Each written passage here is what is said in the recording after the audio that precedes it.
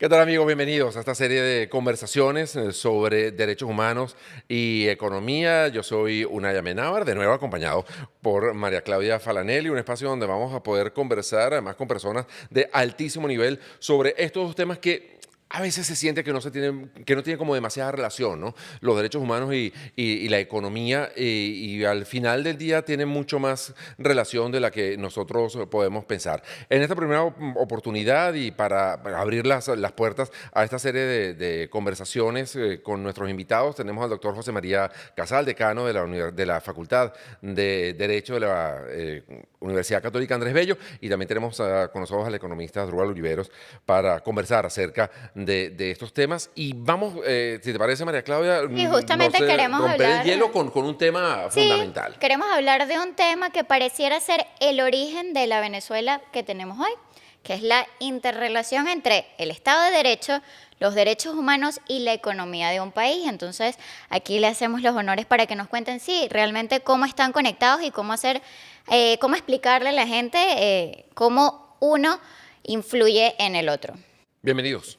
¿Cómo están? Nuestro doctor Gracias. Casal. Bueno, El fue, abogado Lo primero. dejamos Sí. para que rompa el hielo del doctor Casal, señor. sí, no, bueno, con mucho gusto, sí, efectivamente tiene mucha relación porque necesitamos un marco de Estado de Derecho, seguridad jurídica para las inversiones, que haya un poder judicial independiente, de manera que si se presentan conflictos en relación con esas inversiones, con el derecho a propiedad, hay una manera transparente, imparcial de resolver esos conflictos, es decir, que bueno, y hay experiencias a nivel mundial en ese sentido. O sea, incluso países como China, cuando quisieron promover inversiones en ciertos rubros, crearon estructuras ad hoc de un cierto Estado de Derecho, es decir, como un cierto ámbito donde pues había unas ciertas reglas, pues de incluso como un cuerpo de funcionarios que más o menos se corresponde con el modelo de los jueces, ¿no? De países occidentales. Entonces, digamos que es un tema que siempre es muy relevante, el de poner esas garantías de Estado de Derecho para que también pueda funcionar la economía. Ahora, cuando hablamos, porque uno ve de pronto economías donde a lo mejor el Estado de Derecho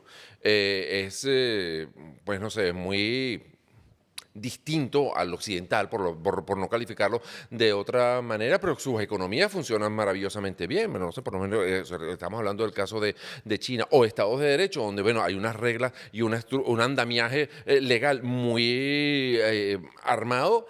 Y la defensa de los derechos humanos, eso no aparece por ninguna parte. O la economía está muy bien. No sé, estoy pensando, por ejemplo, en los países árabes, y los derechos humanos no aparecen a lo mejor como un factor importante allí. Entonces, al final termina siendo determinante una cosa sobre la otra, doctor Casal.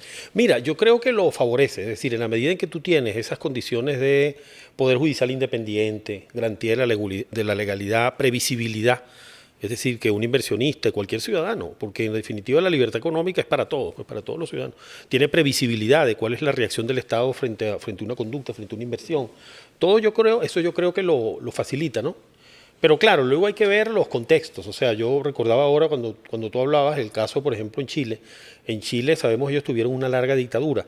Y hay muchos estudios que te demuestran que tradicionalmente en Chile ellos han tenido una independencia puramente formal en el Poder Judicial. Pero ese Poder Judicial no fue para nada útil para la defensa de los derechos humanos.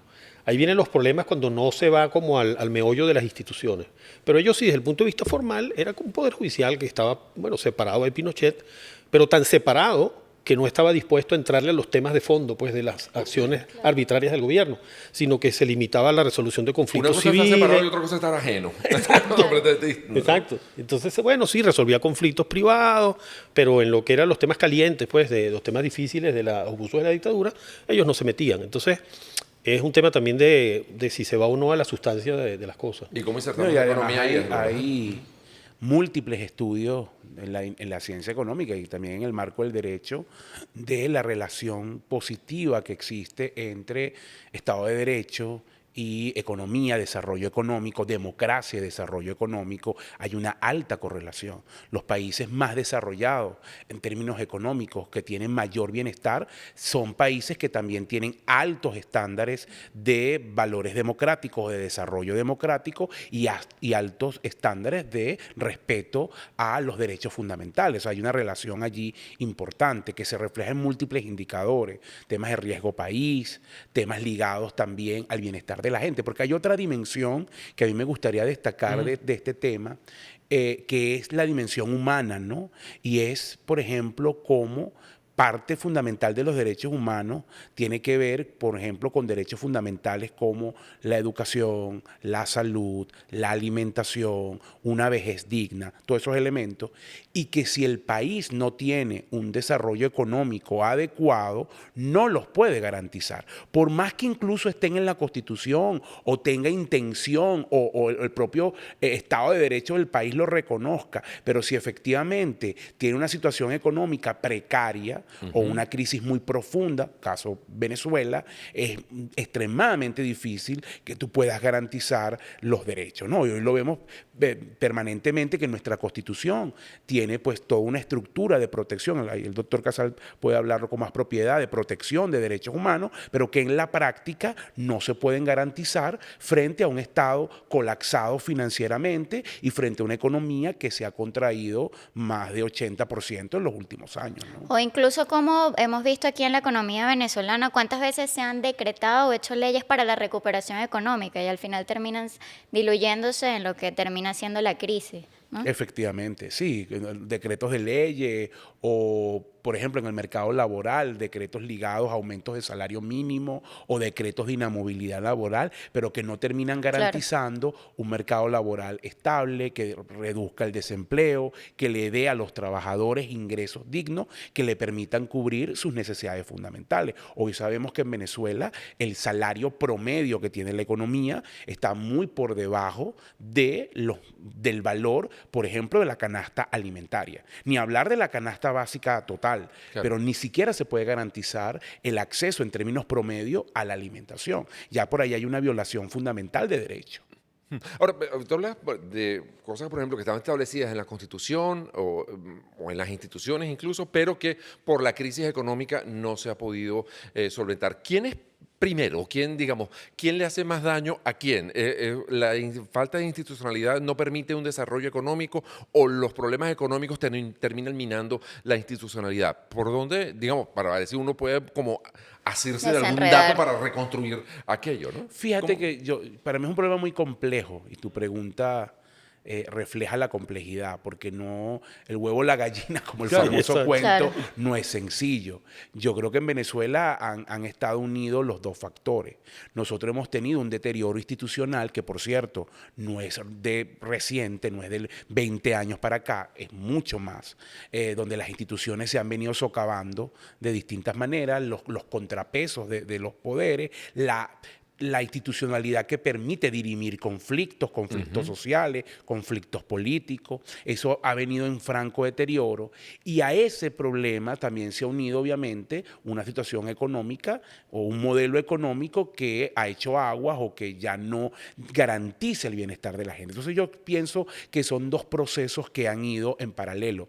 No me atrevo a decirte cuál provocó uno al otro. Han ocurrido en cierta manera en paralelo. Lo que sí queda claro es que la solución o el plantearnos un país distinto y un país que de alguna manera supere esa problemática, a mi juicio sí pasa por un piso institucional sólido, por una reinstitucionalización que contemple muchos de los aspectos que aquí estamos tocando: Estado de Derecho, contrapesos en términos de poderes, viabilidad financiera del Estado, es decir, no solamente hacer una cartica del Niño Jesús de lo que queremos, sino que efectivamente el Estado tenga los ingresos que permitan cubrir sus gastos y también determinar y discutir como sociedad cuáles son esos gastos, ¿no?, que tiene que cubrir el Estado, esas políticas públicas. Entonces, sí creo que Venezuela, su reconstrucción económica, hablando desde mi ámbito de acción, pasa por un piso institucional sólido que lamentablemente en este momento no tenemos. ¿Y cómo se construye? Perdón, doctor Casal, ¿tiene alguna idea? ¿O cómo se crea o cómo se reconstruye? Por empezar de cero es imposible, ¿no? No, imposible. Pero y también sumándome a lo que decía Duvall Olivero, vemos, por ejemplo, el tema de derechos sociales, pues prestaciones sociales, política social. Cuando no hay Estado de Derecho, entonces todo eso se convierte en políticas demagógicas, clientelares, dádivas del gobierno de turno. Y ahí tú ves una diferencia muy grande con los países que sí tienen Estado de Derecho y que también tienen, digamos, algún estado de bienestar o Estado social de derecho, como se le suele denominar. Y observamos cómo en esos países hay mecanismos de garantía jurídica, es decir, que no es que el gobierno te da una pensión y no es que tener una pensión o una ayuda del Estado depende de que tú mantengas una posición política, sino que tú puedes perfectamente prescindir del gobierno y de la política, ¿no? Y tal vez eso uno lo ve mucho en países europeos, pasa también en los Estados Unidos. Bueno, indiferencia frente a la política que tiene su lado negativo, pero por otro lado, pues manifestación de que no hay, Perú también. El Perú, que tiene un desastre político, pero la economía va bien. Va bien. Muy Y entonces, raro. exacto. Y los ciudadanos, bueno, no son dependientes del Estado, pues ellos se mantienen al margen, pero eso es fundamental, que existan esas garantías jurídicas para derechos también de carácter social. Y ahora, ¿cómo reconstruir? Mira, es un proceso muy complejo. Yo diría que hay como una combinación del trabajo, digamos, ordenado, de lo que es el funcionamiento de unas instituciones, hacer como la tarea, ¿no? Hacer la tarea es, por ejemplo, bueno, vamos a tener un poder judicial independiente. Entonces, hacer la tarea es, vamos a hacer unos verdaderos concursos de oposición para el ingreso, procedimientos transparentes de ingreso, estabilidad para los jueces, estímulos para la carrera judicial y que tengas entonces un poder judicial independiente. Así, hacer la tarea en las distintas áreas, ¿no? Y por otro lado, hay como en momentos como los nuestros, los venezolanos, necesitamos tal vez como un cierto impulso generador, ¿no? Es decir, hay como uno ve, por ejemplo, ahora que hace poco estaba conmemorándose la caída del muro de Berlín, hay como ciertos momentos gloriosos en la historia de los pueblos que apuntalan grandes transformaciones. Eso también lo podemos ver en el caso venezolano del año 58, o sea, fue uno de esos años estelares, digamos que, bueno, generó un impacto por tantas décadas de democratización, con sus problemas, con sus debilidades. Entonces yo creo que nos está haciendo falta como un poco de ambas cosas, o sea, Pero de alguna manera hacer la tarea y tener el impulso. y encontrar, o sea, como ciertos valores de ciertos momentos, ¿no? Ciertas actividades, ciertos estímulos para recuperar esperanza, para que se quiera hacer las Porque muchas cosas. veces A mí uno me siente que parece, escuchando- esto ocurre como posterior. Uno lo identifica después de que pasan, ¿no? No, pero también escuchando al doctor Casal me queda claro que, por ejemplo, tú hoy tienes una oportunidad frente a la poscrisis, ¿no? En teoría, es decir, a un colapso que hubo, al ciclo hiperinflacionario, y hoy puede ser una oportunidad para repensarnos en cuál debe ser ese rol del Estado, porque hoy el Estado está prácticamente ausente, es un Estado que se ha achicado, que producto de la crisis ha reducido su presencia como generador de política pública. Pero eso no es bueno. Puede ser una No. oportunidad para plantearnos esto, ¿no? Mira, es que depende, y muy Claro. buena tu pregunta, porque yo te lo voy a poner en dos perspectivas. Una cosa es el Estado pequeño, en el que la mayoría de los liberales, el consenso de Washington e incluso los economistas, donde yo me incluyo, creemos. Es decir, un Estado pequeño, viable financieramente, y otra cosa es un Estado ausente. Ok. Yo creo que Venezuela hoy tiene un Estado ausente desde la perspectiva de generación de política pública. No es capaz de garantizar temas ligados a educación, salud, infraestructura, servicios públicos, que son roles que le corresponden al Estado venezolano, que incluso muchos de ellos están en la Constitución y que hoy, por el colapso financiero y otras razones, no puede cumplir. Y Entonces, además que lo dicen, nosotros dicen, no, tenemos... que los privados se van a encargar Claro, y generen su nosotros electricidad. necesitamos reconstruir el Estado, porque el Estado, nos guste o no, es un actor relevante en la sociedad y más en la sociedad y en la historia venezolana, sobre todo viniendo de una cultura de petroestado, donde el Estado era grande, poderoso e intervenía. Hoy, por eso hablo de la oportunidad, tenemos una oportunidad de una reconstrucción del Estado desde una perspectiva de aprender de esos errores, pero no podemos seguir con esta ausencia de políticas públicas que lo que termina generando es una profunda desigualdad, como lo muestran las cifras más recientes que acaba de publicar la encuesta de condiciones de vida en COVID de la Universidad Católica. Entonces, creo que es un tema clave entender que el rol del Estado hay que rescatarlo, ¿no? Ese rol del Estado, a juro, tiene que ver con la confianza, por ejemplo, para inversores. O, por ejemplo, no, la verdad es que no está ligado y podemos decir, hay gente que está diciendo, no, yo voy a invertir en Venezuela a pesar de que está pasando esto. No, mira, sí es fundamental, porque esa confianza en parte la garantiza elementos ligados al Estado de Derecho que tiene que ver con, bueno, el rol del Estado, obviamente, sobre todo en la estructura regulatoria y de garantías. Entonces, ese elemento es fundamental. Por ejemplo, un sector clave para Venezuela, no lo podemos negar, el sector energético. Entonces, Claro. si tú quieres garantizar que Venezuela vuelva a atraer capitales allí, que vengan las empresas líderes del sector de la energía mundial a operar en Venezuela, tienes que dar una unas garantías jurídicas, tienes que dar unas garantías de protección de esa inversión, tienes que dar garantías de dónde se van a dirimir los conflictos. Eso le quería preguntar, ¿cuáles son esas garantías mínimas que se necesitan? Bueno, esto que estoy mencionando, ¿no? Garantías en términos de protección de inversión, garantías ligadas a protección o a la capacidad de poder dirimir conflictos cuando existan, una estructura tributaria que se mantenga en el tiempo. Uno de los elementos claves para el sector petrolero no es que tú pongas hoy unos tributos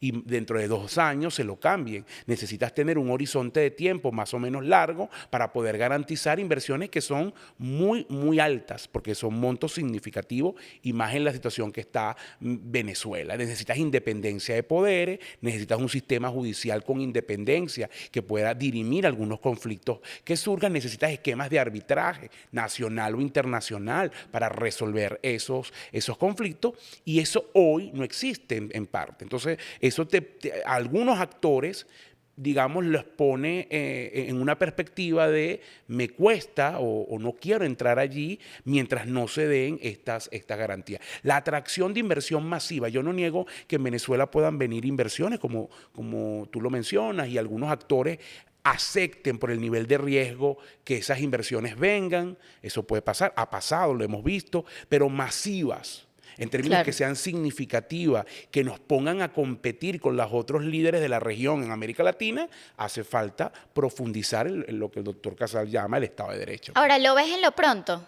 ¿Tienes una idea de si lo Yo no quería presientes ser o no? pesimista en este podcast. Puede ser Sí, lo que bueno, quiera. pero... Mira, la verdad que no, en esas condiciones que te estoy comentando, creo que falta mucho para que sean masivas. Ahora, Claro. insisto, no descarto que Venezuela pueda traer algo de inversiones en algunos sectores puntuales. Eso no es descartable porque es un país que tiene unos niveles de rentabilidad muy altos. Justamente hay una relación, no es el objetivo del podcast, pero sí me parece pertinente comentar, hay una relación entre riesgo y rentabilidad. Claro. Cuanto Claro. más rentable es algo, más riesgoso es. Venezuela tiene mucho riesgo por todo lo que estamos conversando Claro. acá, pero eso también te está diciendo que puedes ganar mucho, y eso Claro. para algunos actores es atractivo, y pueden descuidar el tema del Estado de Derecho. E incluso, más bien, hasta hacer, ayudar que no se termine arreglando el tema institucional, porque bueno, ya como que sabemos manejarnos en este caos. Nos Exacto. conocemos cuáles son las, digamos, dónde están las caídas, dónde están los huecos, dónde están los baches en este camino, y lo sabemos sortear porque son nuestros caminos. Claro, eso Eso, que tú de alguna dices- manera no ayuda, doctor Casal, a que la posibilidad de establecer un sistema institucional, a lo mejor como podemos ver en Estados Unidos o en algunos países europeos, entonces hace que no me pongas tantas reglas claras, porque yo con esta cojera sé Prefiero caminar, ¿no? manejarme Pero en los grises. al final Sí. no puede ocurrir eso también. Bueno, podría pasar. O sea, yo, claro, no conozco los detalles un poco de este señalamiento, pues, ¿no? De estas afirmaciones de que hay una cierta recuperación económica. No conozco realmente qué tipo de actividades son, pero normalmente lo que uno escucha es que es más actividades de servicio, ¿no? Comercio, claro. Comercio, restaurantes, Sí, sí. bodegones, o sea. Sí, sí. Entonces, claro, no cosas estructurales, pero también como muy opacas en general, ¿no? O sea, operaciones opacas, con los enchufados, o sea, es todo un marco donde todo eso puede ayudar un poco, pero al final tenemos que verlo como algo provisional, algo que tenemos que superar, pues algo precario, ¿no? Algo precario, sí puede ser a algunos actores que les convenga, efectivamente, para los actores, porque el actor que, digamos, tiene buenas relaciones con el gobierno, dice, yo tengo esto asegurado, mientras no convoquen licitaciones, mientras no haya transparencia, yo estoy aquí, perfecto. Pero, y entonces ahí puede haber un círculo vicioso, ¿no? De manera que eso dificulte, si todos los actores económicos se acoplan a eso, eso puede dificultar el cambio político. Entonces, bueno, por eso está la situación ahora, en el país nos coloca con esos dilemas, con muchos dilemas, ¿no? Porque por un lado, claro, queremos una recuperación en el país, pero por otro lado que sea una recuperación, eso, en condiciones pues de democracia, Estado de Derecho, de garantía para O todos. sostenible. Sostenible, Exacto. además. Sí, justamente había un dato que me llamó muchísimo la atención en la encuesta nacional de juventud.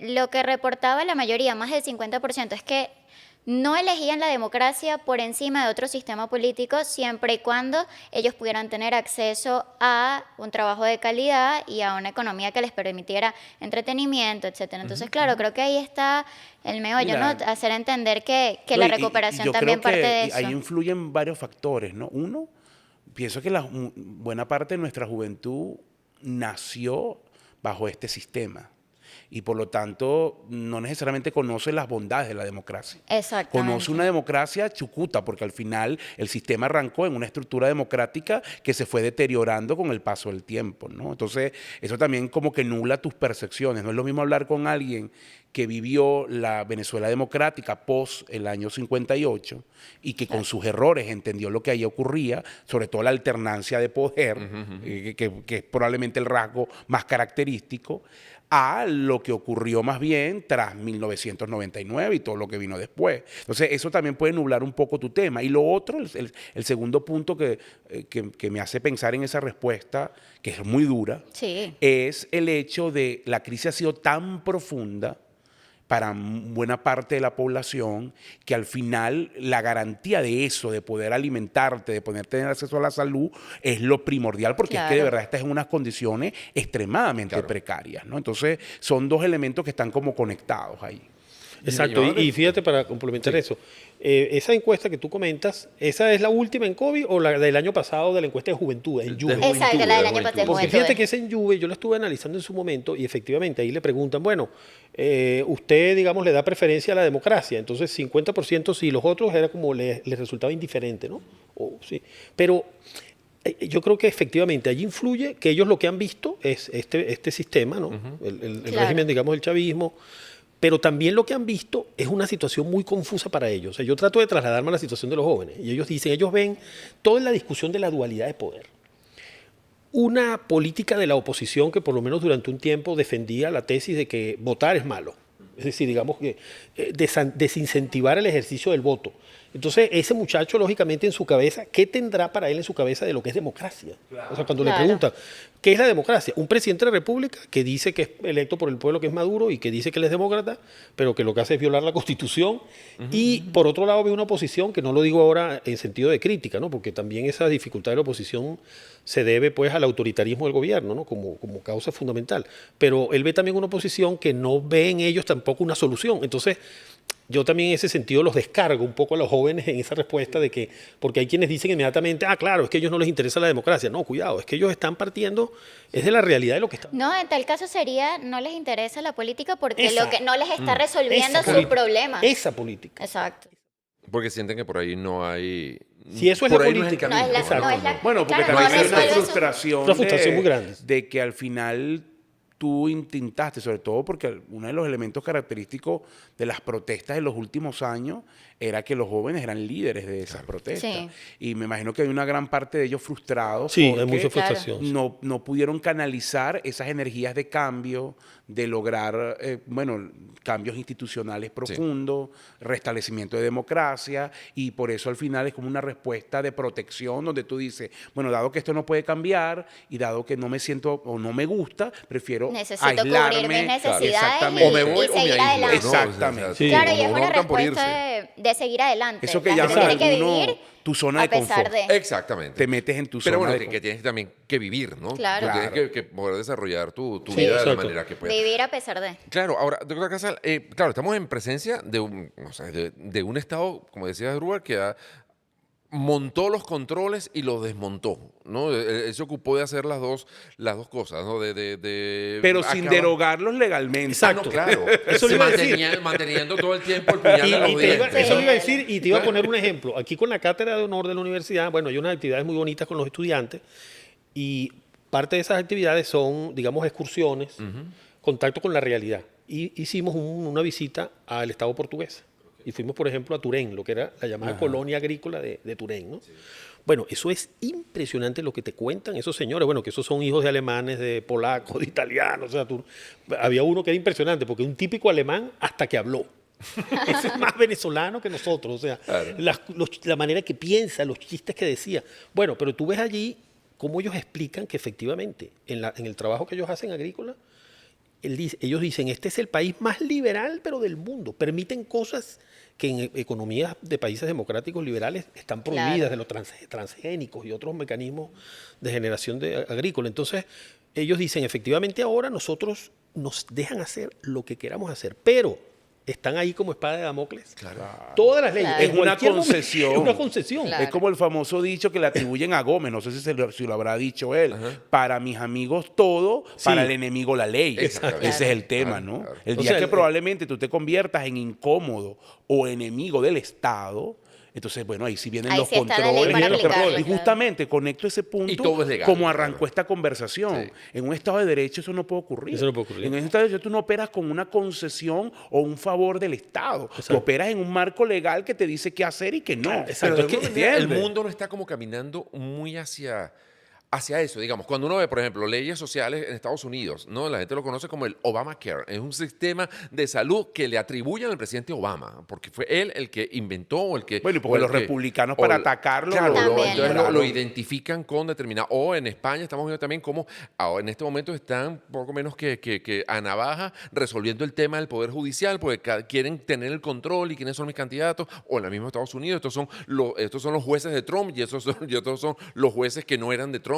O sea, hay como una tentación a nivel mundial de manejar así la institucionalidad, ¿no? Bueno, la revista The Economist, que publica un índice de democracia, muestra que en los últimos 2 años post pandemia hay un deterioro en la democracia en el mundo. El mundo avanza hacia sistemas más autoritarios y menos democráticos, lamentablemente.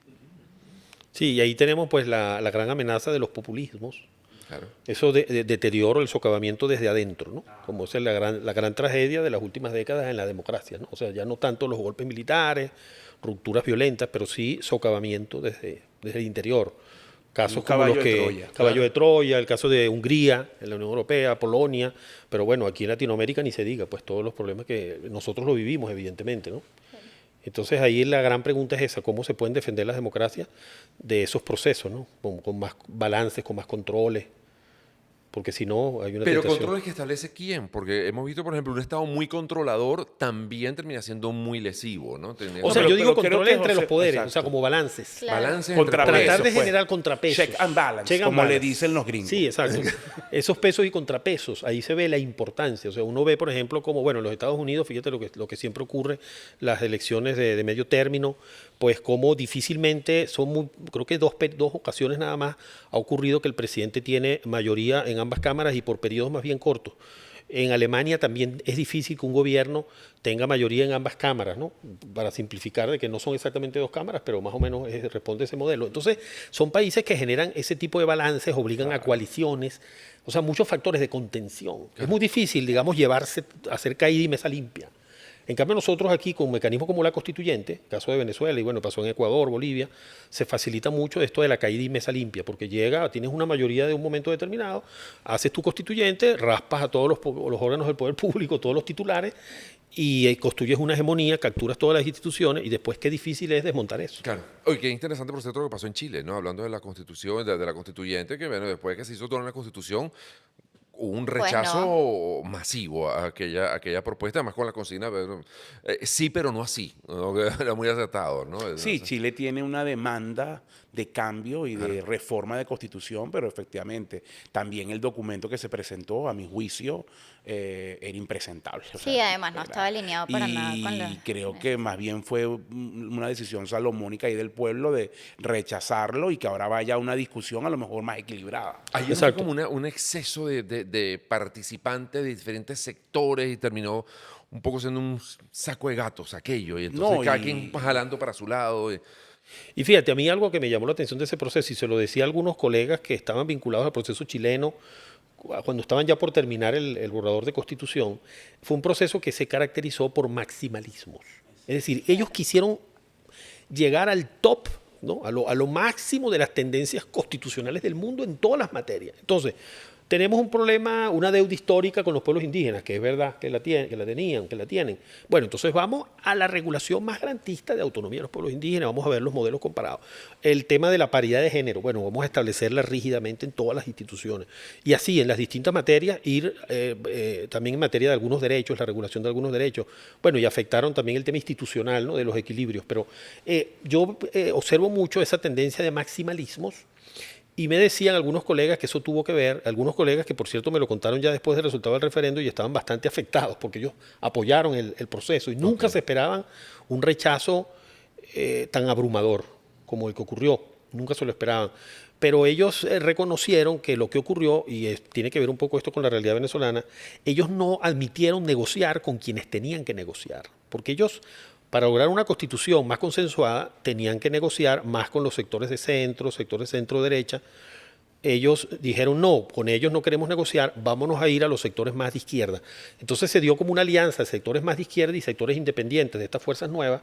Y entonces, para lograr el acuerdo necesario para los 2/3 que ellos necesitaban para aprobar la constitución, tuvieron que radicalizar una serie de planteamientos que seguramente si hubieran negociado con quienes tenían que negociar, entonces hubiera salido una constitución más aceptable para la mayoría. O sea que Eso me llega un poco a lo que de alguna manera se planteó en estas reuniones que hubo con Macron y con Boris y tal, donde se hablaba entre uno de los temas, por ejemplo, que era una especie de amnistía. Entonces, bueno, dejar un poco el caso de los derechos humanos para reconstruir una institucionalidad en Venezuela. ¿Lo ve viable ese tipo de, digamos, en el caso sobre todo de derechos humanos y de los violadores? es complicado, o sea, ese tema de las negociaciones, la verdad, es bastante complicado. Evidentemente allí hay unos límites internacionales, porque cuando se trata de graves violaciones a derechos humanos, crímenes de lesa humanidad, no caben las amnistías. Eso no quiere decir que no pueda haber algún campo para una amnistía en el marco de un proceso de negociación, pero empezar por ahí, o sea, eso yo lo vería más en todo caso en una etapa más avanzada de una negociación.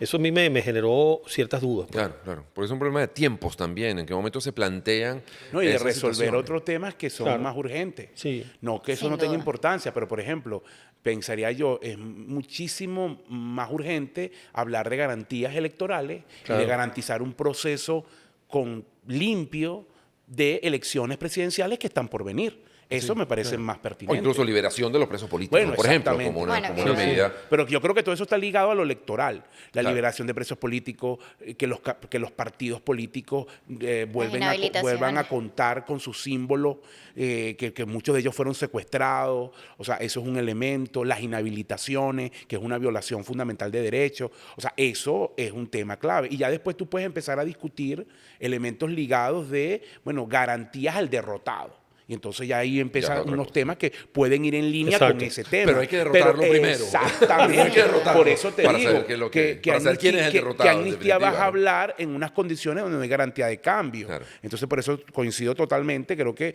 es a destiempo esa discusión, ¿no? Sí.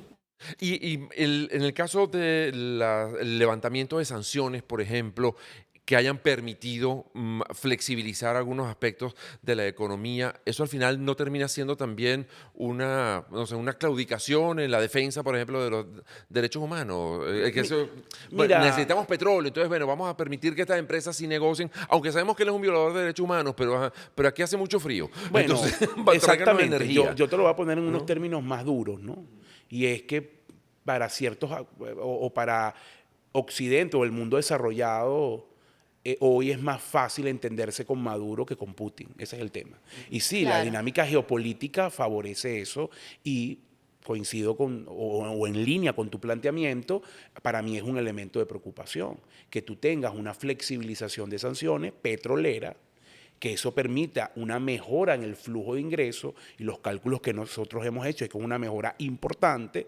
El gobierno administre esos fondos como ha administrado en los últimos tiempos, con poca transparencia, con intereses más ligados a lo político, y eso no redunde en beneficio del país. Entonces, yo lo que creo es que al final, ojalá en la negociación se pueda dar discusión de levantar la sanción, si es que eso está, y que también haya garantías o algunos elementos nuevamente de contrapeso de cómo se van a usar esos recursos. Claro. Porque de alguna manera pudiera pensar quién está haciendo ese manejo oscuro para que yo voy a fomentar o permitir transparencia y reinstitucionalización, si así me Sí. está funcionando el juego. Y no Exactamente. necesito esa Ojo, otra, yo te esa lo otra digo, figura. entiendo claramente que más es un tema geopolítico que otra Claro. cosa, pero en realidad pasa lo mismo que con el punto de la amnistía. Empezar la discusión de la negociación por negociar las sanciones que son más emblemáticas Claro. y que de alguna manera son un elemento clave para facilitar esa negociación, empezar por allí, a mi juicio, es un riesgo también, por lo que tú estás Claro. comentando. ¿Cómo ve no sé, la viabilidad que mientras se mantengan estos actores? Porque definitivamente las instituciones también terminan siendo hombres, ¿no? Claro. Y mientras los hombres se mantengan allí, la institución pueda enmendarse. Mira, es complicado. Yo recuerdo hace poco teníamos una conversación con algunos amigos y alguien decía, bueno, mira, a la oposición le ha costado criticar duramente estas políticas del último año, digamos, porque ellos hubieran hecho lo mismo. Y yo decía, oye, yo realmente no lo creo. O No, sea, en el es que sentido- además, es que eso- voy a ser tajante, solo un no. régimen de carácter dictatorial Exacto, es puede que hacer puede hacer eso. El gobierno lo que ha hecho es un ajuste que en otros países hubiese tenido un nivel de protesta Tremendo. y tremendo. Claro. Tremendo. O sea, es que nosotros nunca lo hubiéramos hecho de esa manera. O sea, otra cosa es que, bueno, que había que ir a una economía Claro. productiva. Pero el ejemplo que poníamos antes, este es un gobierno que se da el lujo de desaplicar la ley cuando le conviene desaplicarla. Claro. Pero también a capricho puede volverla a aplicar. O sea, porque en el fondo ellos no obedecen a la ley, sino son otros los criterios que prevalecen, ¿no? Incluso a uno en el campo del derecho, aquí llama la atención que ustedes saben que hay una jerarquía de las normas, pues la Constitución, lo máximo y así. Y lo que más vale debería ser la Constitución. Aquí más bien a veces más vale es la discrecionalidad de un funcionario administrativo, pero que sigue los Sí, lineamientos claro. políticos. Bueno, en una oportunidad un dirigente político del chavismo me dijo que lo que pasaba era que la revolución estaba por encima de la Por Constitución. encima de, claro. Entonces, uno- claro, ante parámetros eso, paralelos, ¿qué, pues. Sí, qué que institución y puedes qué ley vas a aplicar? Hacer un ajuste. Yo por eso a veces la gente que ahora le hace loas a Marcos Pérez Jiménez o le hace loas a Pinochet del ajuste. Yo le digo, hacer ajuste en dictadura es genial. Porque es que tú no tienes tú no tienes ningún oponente. Y si lo Claro. tienes, lo neutralizas de las peores Claro, maneras. Así sí es chévere hacer un ajuste. Claro. Totalmente. Hacerlo. Es más, si no lo haces y si lo haces mal, de verdad que eres bien ineficiente. Porque tú no tienes ningún tipo de contrapeso ni nadie que se te oponga. O por lo menos tú los neutralizas. Claro, claro. En democracia las cosas es más complejas. Si no, mira lo que le pasó a Carlos Andrés Pérez. Que el ajuste no era ni de cerca lo que están haciendo acá. Y toda la oposición que tuvo, y bueno, no lo pudo terminar. Entonces, al final, en democracia o en una estructura democrática, la negociación del ajuste económico hubiese sido mucho más compleja de lo que ha sido esto. Claro, en estos regímenes, además, cuanto más radical eres, Y todavía nosotros- quedas como mejor, ¿no? Por aquello eso, que poder que no abusa se desprestigia. O sea, un Y poco nosotros, esa- y nosotros, claro, nosotros hubiéramos ido y debemos ir pues a medidas más de autonomía del Banco Central de Venezuela, es decir, toda una serie de decisiones que este gobierno jamás las va a tomar. Claro, Y de porque eso política implica perder social. privilegios y Sí. perder Mira, control, ¿no? Un Y- elemento central de cualquier programa de reconstrucción económica tiene que tener el tema social en el centro, por los niveles de pobreza que tiene Venezuela. Claro. O Eso que es se han muy importante. reducido. Me llamó la atención que Sí, en la pero última siguen siendo, encuesta siguen en COVID, siendo importantes. claro, 50% es duda. muchísimo. ¿Entiendes? ¿no? Entonces, O sea, al final el elemento social de políticas paliativas, por llamarlo de alguna manera, es muy importante. Muy importante. ¿cómo se inserta, por ejemplo, esta encuesta en COVID donde uno ve una desigualdad cada vez mayor, pero una reducción en el campo de la pobreza, unido a un casi desprecio a lo que es la educación como valor y como mecanismo para alcanzar desarrollo personal? No sé, ¿cómo han visto ustedes esta encuesta? Bueno, Son muy o sea, raras, ¿no? yo sí veo eso con gran preocupación, el tema de la desigualdad en Venezuela, que se agiganta esa brecha, ¿no? Ese problema se agiganta y entonces hace que haya una gran deserción escolar en los sectores más humildes de la población, que no tengan una educación de calidad. O sea, que esas vías que pudieran como compensar un poco esas grandes desigualdades en el punto de partida no están funcionando. Y esta crisis que se está viviendo impacta en esos sectores de manera mucho más dura. ¿Cómo superar eso? No, pareciera que esta política autoritaria porque se está viviendo tampoco lo está solucionando.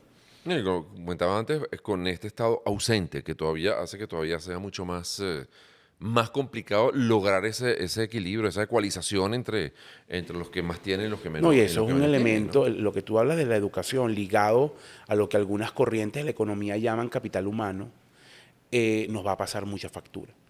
Por dos aspectos. Número uno, la diáspora. Nosotros hemos perdido entre 5 y 7 millones, dependiendo de la cifra. Y ahí se fue todo un potencial productivo enorme que ya el país no tiene.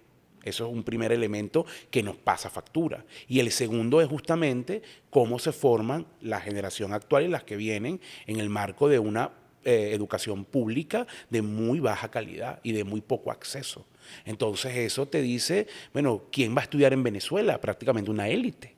Entonces eso potencia aún más la desigualdad, pero además los niveles de escasez de personas preparadas en diferentes profesiones nos va a impactar. Pensemos hacia adelante cuando nuestros actuales médicos se jubilen. ¿Quién sustituye a esos médicos? ¿Quién sustituye a los profesores en las universidades, a los abogados, a los odontólogos? Entonces hay una serie de problemas que hoy uno no piensa porque estamos imbuidos en esta dinámica del día a día, pero que como sociedad, con el paso del tiempo, nos pasa factura.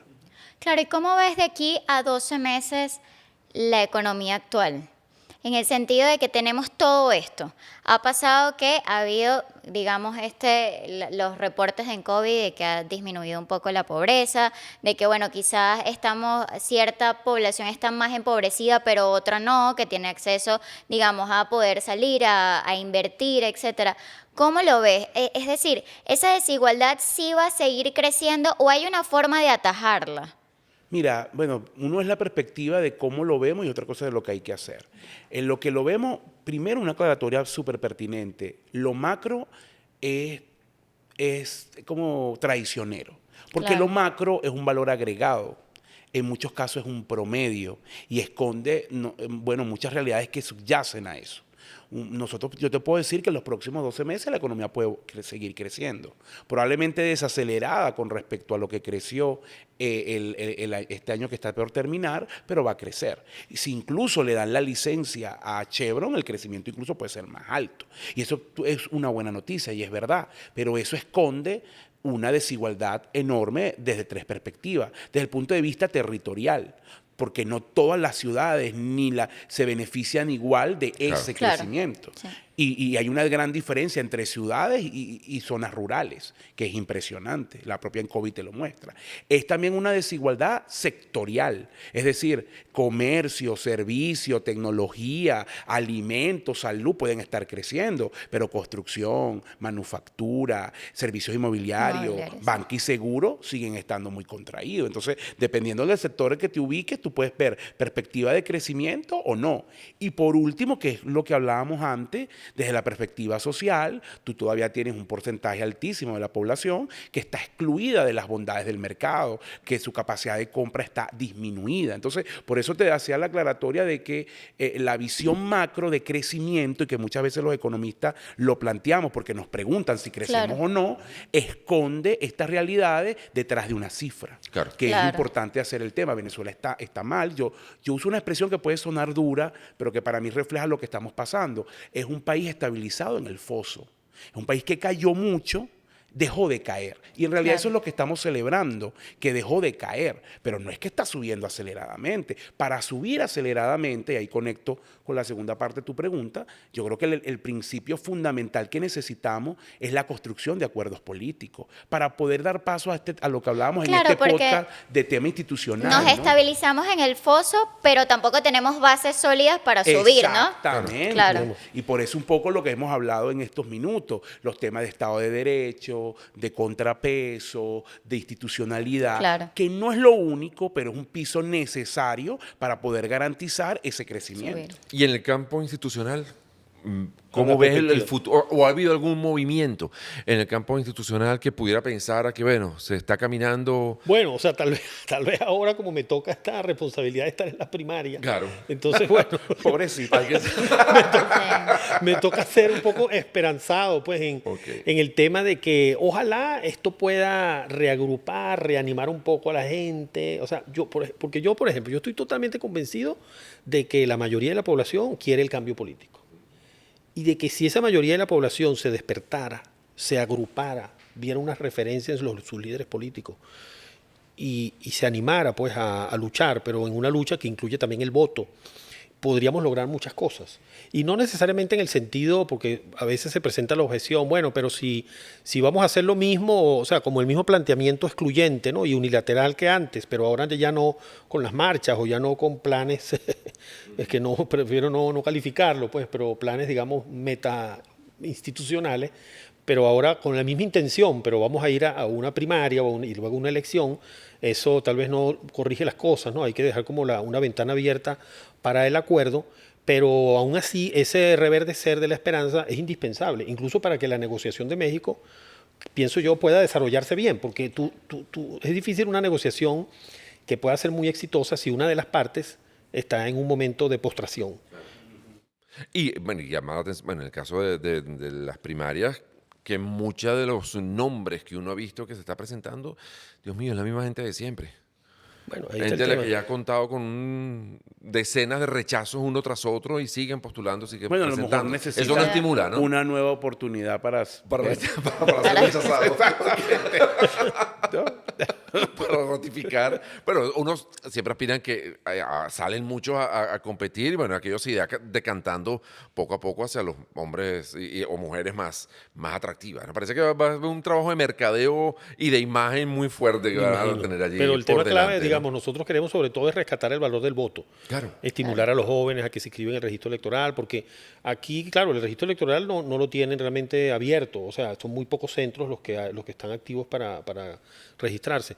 Pero no es esa la causa principal de que los jóvenes con edad de votar no estén inscribiéndose en el registro electoral. Es que no quieren. Es un o sea, problema Claro. más de es un tema interés. más- No, Sí. no o les sea, interesa, ¿no? muchos no les veo esa motivación. O sea, primero hay que sembrar esa motivación, lograr que se despierten, pues, y que vean que ese también es un camino de ciudadanía el ejercicio del voto. Importante. ¿El futuro cómo lo ven? Digamos, a lo mejor no en tan corto plazo como planteaba María Claudia los próximos años. ¿Cómo lo ven en líneas generales? ¿Son optimistas o ven que esto va a ser que esta tormenta va a durar todavía mucho tiempo más? Mira, te digo algo aquí como entrando en un tono más, vamos a decirlo, íntimo. Ok. Hace como año Nosotros y el medio- país se va a enterar solamente. Hace como año y medio, yo estuve 3 años fuera, yo regresé Ok. hace como año y medio, y cuando vi la situación, o sea, esa Caracas tan desolada, ¿no? Yo entendí un poco la diferencia entre felicidad y alegría. ¿En qué sentido? Yo evidentemente no podía estar alegre, pero yo estaba feliz. Bueno, era mi lugar. Claro. Mi lugar. Entonces, yo lo veo más o menos así el futuro. O sea, lo veo negro, veo el futuro, pero veo también como una gran fuerza que puede gestarse esperanzadora, ¿no? Sí, yo un poco por el sesgo de la profesión, creo que ningún país está condenado ni al éxito ni al fracaso. Ok. Somos nosotros quienes construimos pues nuestro futuro. Yo creo que Venezuela tiene todas las potencialidades para salir adelante. Creo que Venezuela con condiciones adecuadas, si pudiéramos construir un acuerdo político amplio, que sea incluso avalado por la comunidad internacional, que podamos levantar fondos, Venezuela puede reconstruirse, incluso en un lapso de tiempo que no es muy largo, 10, 15 años, puede sentar las bases. Eso es posible. Como también es posible que si no hacemos nada, pues obviamente nos quedemos en esta estabilización en el Claro. fondo, Sí, ¿no? exacto. Por eso te digo, pero sí hay elementos de que si podemos avanzar hacia eso, la capacidad de este país de crecer y de seguir adelante está ahí. Yo lo veo incluso, vuelvo al tema de mi trabajo. Aquí hay empresas, y nosotros no hemos caído en cuenta de eso, que están todavía en pie después de haber superado un ciclo hiperinflacionario y una economía que se contrajo 80%. Que tú todavía aquí tengas sector privado de pie es una proeza que te dice de la valía que está hecha la élite o la gente que está en este país. Pero incluso en la propia gente también. Que tú todavía veas gente que después de esa crisis esté dispuesta a hacer cosas y seguir adelante, también te dice mucho de la calidad humana que tenemos en Venezuela y por eso creo que tenemos condiciones para seguir adelante. Y yo Yo creo- soy un fiel creyente de eso. Por eso sigo acá, porque al final uno tiene que ser también coherente con sus decisiones. claro. Yo no puedo pensar que no creo en Venezuela, en su país, y me quedé aquí y he hecho Sí, mi es vida suicida, ¿no? profesional acá, ¿no? Entonces no Claro. tiene mucho sentido. Eso incluso uno lo ve en cualquier cantidad de eventos. En estos días estamos viendo empresas que están cumpliendo 53 Claro. años, la otra está cumpliendo 75 años. La misma Universidad Católica, uno ve que Claro. está cumpliendo 50 y La pico de radio años. donde tú trabajas. La radio donde yo trabajo también. Y en el caso, por ejemplo, de la universidad, estamos viendo cómo crece, cómo se amplía, cómo se diversifica, y se reinventa, cómo ofrece nuevas opciones educativas de distintos cortes, tal, justamente para adaptarse, pero en donde uno liga de alguna manera compromiso y esperanza, ¿no? Son Ese es el unos punto. conceptos que tú ves que Y ese es el tienen que estar trabajo allí. que hay que hacer. Yo siempre lo digo, es mi lema. Yo estoy más centrado en la reconstrucción que en la venganza. Hay gente Ok. que está más enfocada en cómo pasar factura. Yo prefiero pensar en soñar la Venezuela posible y qué cosas Sí. se pueden hacer. Y eso Así me es. parece Sí. mucho más enriquecedor. Y yo coincido y también agregaría que efectivamente yo pienso que en un tiempo muy corto, o sea, yo sería en ese sentido hasta un poco más optimista, tal vez soñador, pero yo pienso que nosotros en un tiempo muy corto el país se puede recuperar. Pero el tema es que tenemos que alinearlo en una dirección de la recuperación. Nosotros nos estamos consumiendo, no entremos ahorita en las razones, pero en una lucha intestina, en divisiones, bueno, tenemos el marco autoritario. Entonces, ese es como un nudo gordiano, ¿no? Que no nos deja avanzar. Pero en el momento en que pues, nos dispongamos, ¿no? A decir, bueno, vamos ahora a levantar el país. Tú ves cómo los países hermanos, afortunadamente por ellos, pues Colombia, Ecuador, países que están progresando, que pues se han llevado mucho de lo que era también actividades que se realizaban antes en Venezuela, que se han trasladado para Colombia. Entonces, yo pienso que desde el punto de vista institucional, por ejemplo, nosotros tenemos clara la hoja de ruta. Y rápidamente yo pienso que el país podría reinstitucionalizarse, por supuesto, para que eso se haga un hábito institucional, eso requiere tiempo para que se consolide, pero lo que son las primeras medidas pues, y un primer impulso, yo pienso que eso se podría hacer muy rápidamente. Qué bueno. Bueno, pues con este tono más bien esperanzador Sí, vale. y casi acelerado que nos plantea su María Casal. Su palabra vaya esto, adelante. Que vaya Sí. adelante y rápido, además, que siga avanzando a toda velocidad. Muchísimas gracias por habernos acompañado en este podcast. No, a Adrubal ustedes por invitarnos. Jesús Muchas María, gracias. y bueno, vamos a seguir ahondando en estos temas que creo que además este tipo de discusiones hacen falta, son buenos. Se tienen que dar. Se tienen que dar y son productivas. Así que bueno, y a ustedes invitarlos a que el próximo podcast nos acompañen también, donde vamos a seguir ahondando en este tipo de temas, esta vinculación entre derechos humanos, economía y bueno, la realidad en definitiva que nos convoca a todos, pues la vamos a estar aquí presentando en estas conversaciones en la Universidad Católica Andrés Bello. Los esperamos.